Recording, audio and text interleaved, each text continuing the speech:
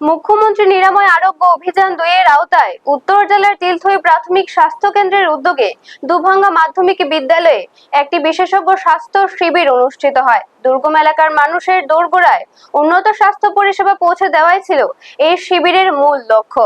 শিবিরের উদ্বোধন করেন উত্তর জেলা পরিষদের সহকারী সভাধিপতি ভবতোষ দাস। উপস্থিত ছিলেন জেলা পরিষদের সদস্য ও তিলথই হাসপাতালের জেএএস কমিটির চেয়ারম্যান প্রশান্ত দেবনাথ, সমাজসেবী কিরণ শঙ্কর দেবনাথ, পশ্চিম তিলথই গ্রাম পঞ্চায়েতের প্রধান জয়ন্তী রানী নাথ, জেএএস কমিটির সদস্য অসীম নাথ, দুভাঙ্গা উচ্চ বিদ্যালয়ের ভারপ্রাপ্ত প্রধান শিক্ষক কিশোর দাস সহ অন্যান্য অতিথিরা।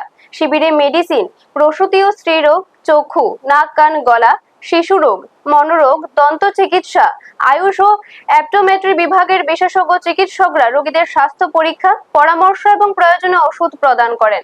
এদিনের স্বাস্থ্য শিবিরে 200-রও বেশি গ্রামবাসী চিকিৎসা পরিষেবা গ্রহণ করেন। দুর্গম অঞ্চলের মানুষের কাছে বিশেষজ্ঞ চিকিৎসা পৌঁছে দিতে এই উদ্যোগকে এলাকাবাসী সাধুবাদ জানিয়েছেন।